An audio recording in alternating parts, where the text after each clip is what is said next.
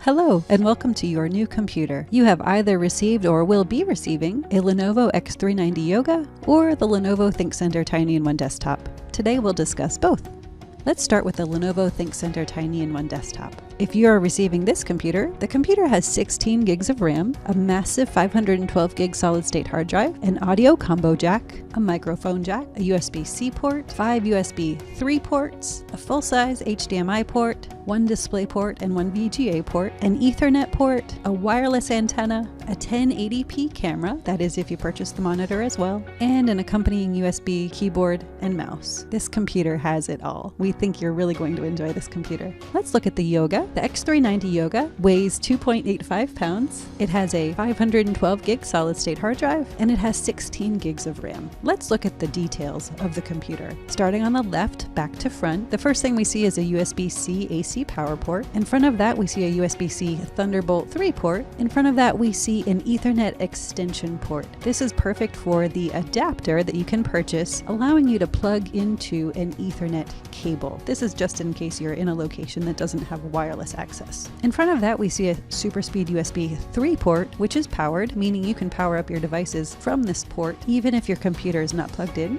In front of that, we see a headphone mic combo. You'll also notice an empty smart card slot in front of that. Looking at the right side of your computer, starting at the front, you'll see the power button. Behind that is a micro SD card slot. Behind that, you've got a super speed USB 3 port. Behind that, you've got a full-size HDMI port, perfect for connecting to an external monitor or a projector. Finally, all the way at the back, you've got your mini Kensington security lock slot, which is great if you'd like to plug into a security cable. I'll also draw your attention to this little thing at the front. This is actually your ThinkPad Pro Pen stylus. Looking at the top of the computer, you'll notice you've got a 13.3-inch multi-touch screen display. You've got a fingerprint reader below the keyboard. And finally, you've got a 720p HD camera with the very cool new ThinkShutter privacy cover. You can actually flip that on and off to close the camera. Now, thinking about that ThinkPad Pro Pen, also known as a stylus, you might be wondering when you might use that or why you might use that pen. Anytime you need to take notes, this is very handy. Anytime you need to draw something, anytime you need to sign something, and then literally anytime instead of your finger. A few things to keep in mind about the pen. It is not waterproof, so please don't stir your coffee with it. It does need to recharge, so if ever it starts acting a little sluggish, or if it's not working correctly, it might just need to be plugged back in to recharge. Now keep in mind when you plug it back in, the red stripe needs to be faced down so it can actually recharge correctly. And also keep in mind it only works with applications that respond to a stylus. Not every application works with a stylus. Next, let's talk about the recommended docking station for the Yoga. We are recommending the ThinkPad Thunderbolt 3 dock, and this is the second generation of that docking station. This can be purchased in Workday by going into the Purchases worklet, then clicking Connect to Supplier website. If you open the Lenovo punch-out, then search for the part number that I've listed here, you can purchase it. The cost of this docking station is $217, and as you can see, it provides you many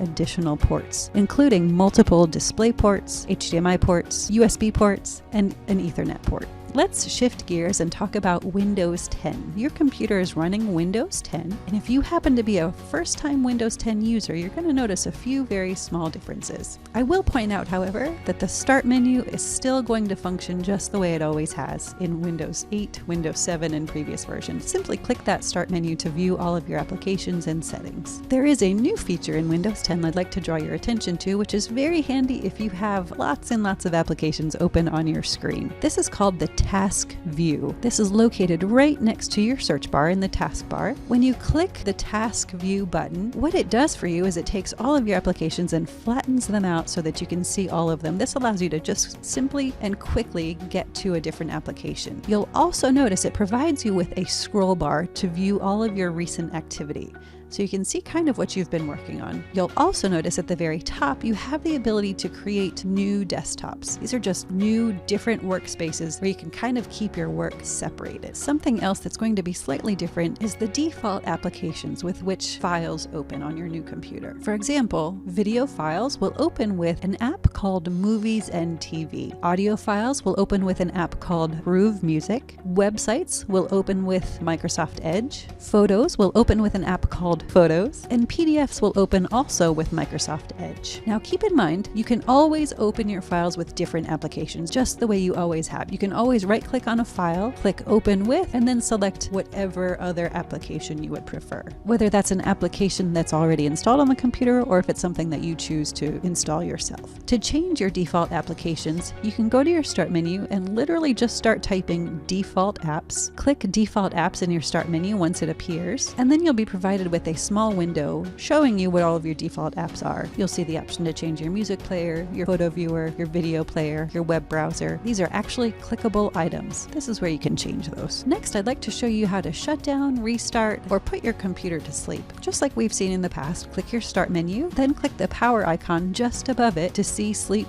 shutdown, and restart options. Or simply look for the shutdown icon on your desktop. Keep in mind, if you click that shutdown icon on your desktop, your computer will shut down immediately without asking for confirmation. Now let's talk about the software on your computer. There are only a few applications that are installed on your machine. Those include Microsoft Office 365, that includes Word, PowerPoint, Excel, etc. Keep in mind, this is now a subscription service, so you will be prompted to periodically sign in to the applications with your Wake Forest email address and password. VPN is also installed. This is also now called Cisco AnyConnect. This is great for use off campus in order to access any Wake Forest resources or just for safe computing. CrashPlan is also installed on your computer. If you're not familiar with CrashPlan, it is Wake Forest's backup solution. A few things to know about CrashPlan: your data is being stored in 2 locations here at Wake Forest University. Your data is twice encrypted, once on its way to the server and then again at the server. And your backups are being made automatically every 15 minutes. CrashPlan is a really terrific solution, especially for those folks who have lost data in the past. Now that we have this application, nothing is going to be lost, unless of course your computer is not backing up. Your computer will always be backing up as long as you have an internet connection, no matter where you are, on campus or off. A few things to know about CrashPlan: everything that's under your user profile on your computer is being backed up. CrashPlan does not back up your downloads folder, however, or the following file types.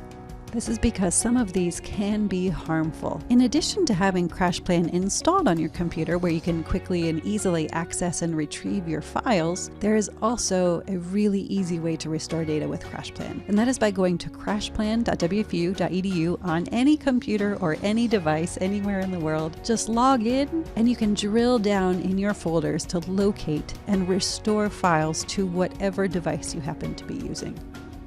One last note about CrashPlan: if you have data on your computer that you would rather not have backed up to CrashPlan, you can simply create a folder called personal_data and store your personal files there. These things will not be backed up on Wake Forest servers. For all other university licensed applications that you would like to install on your computer, please visit software.wfu.edu to find and install those applications. Now let's talk about connecting your computer to an external display.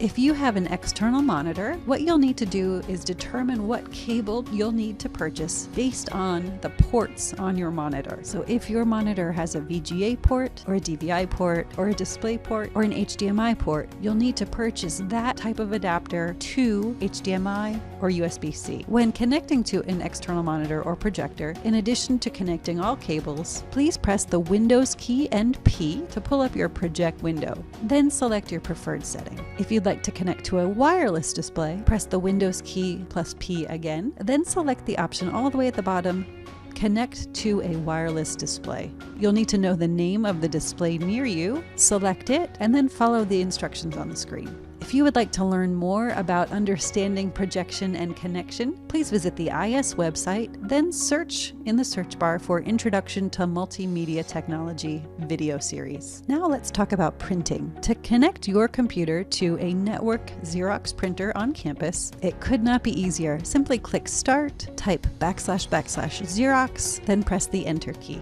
You'll be provided with a massive list of all Xerox printers on campus. Simply locate and double-click your printer, then wait just a few moments until a box appears confirming that it has connected to that printer. If you need help with anything on your computer, please know you can contact the service desk by calling 336-758-4357, emailing us at help@wfu.edu, or via chat at askdeek.wfu.edu. We hope you enjoy your new computer.